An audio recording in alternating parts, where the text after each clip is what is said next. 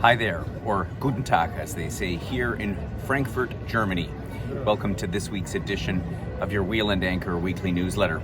Well, why am I in Frankfurt? Good question. I had a slight unanticipated layover here, as happens when your flight is delayed and you miss your connecting flight. That's the way of travel, I suppose, but I always look at the bright side of things. The airline, in my case Lufthansa, looked after me very well and gave me a hotel and some meal vouchers, and it allowed me an extra day to come and look around this beautiful city I hadn't been in for some years. So there's always a bright side to these things, even if your travel plans get a bit messed up. Anyway, I'm on my way from our live-away in Florence, in Tuscany, in Italy, where we've had a brilliant week. At least I was there for part of the trip with our members. And I'm heading to South Africa and on to Namibia and Botswana for our Dunes in the Delta program.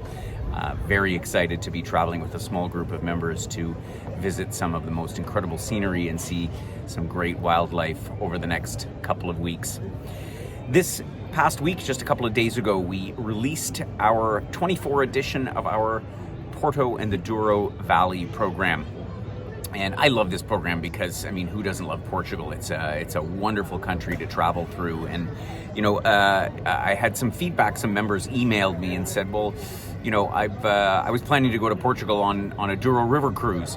Why would I come on your program? What sort of makes it different? And I wanted to clarify that. And I've spoken to this topic a couple times in the past because the Douro River cruise is all the rage now. It has become one of the most popular river cruises in Europe. And I'm not necessarily against river cruises. God knows I've sold tons of them in my career. But the way I look at it, and our philosophy at Wheel and Anchor, is really all about connecting with local communities, experiencing what there is in the country. And when you go on a cruise, any kind of cruise, a big cruise, a river cruise, you tend to live the whole sort of thing inside your box. You stay in the same room and you eat in the same dining room and the same food, and you're with the same people, same 150 people or whatever they put on the cruise ships these days, and for the whole time. And while it's fine and it's convenient and there's all those benefits of not having to pack and unpack,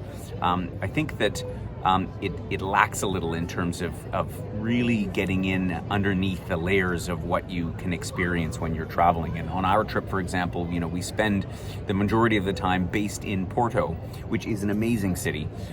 In fact, it's become now my favorite city in Portugal, beating out Lisbon, which I adore as well. But there's just so much charm because there's a certain authenticity to it. And I'm sure I'm not the only one that's discovered that, because I think Porto has now edged out Lisbon as the number one place to travel, depending on what your motivation is. And Porto is a great place not only to have really an extended period to roam around and explore the hilly streets and look out over the Douro River as it flows into the Atlantic and the Port Wine District. And there's so many nooks and crannies that you just need a little bit more time than you can discover in a day or two from a boat.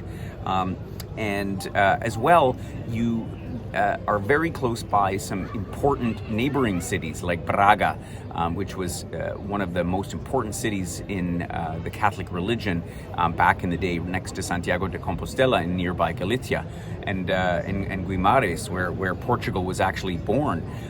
These are places that you don't generally visit on river cruises because they're 45 minutes, an hour away, but there isn't time because you're back on the boat sailing up the river. And the river is only about 200 kilometers long that you can sail between the Atlantic Ocean and the border to Spain. And so you actually spend a lot of time going up and backtracking and seeing the same scenery. Not to say that scenery isn't great, but we prefer to stay right up on one of those beautiful terraced vineyards up on the middle part of the river near Pinhao, the famous town which is the epicenter of port winemaking in Portugal, and visit local families and again have that local experience. So I just wanted to clarify that because I think it's important.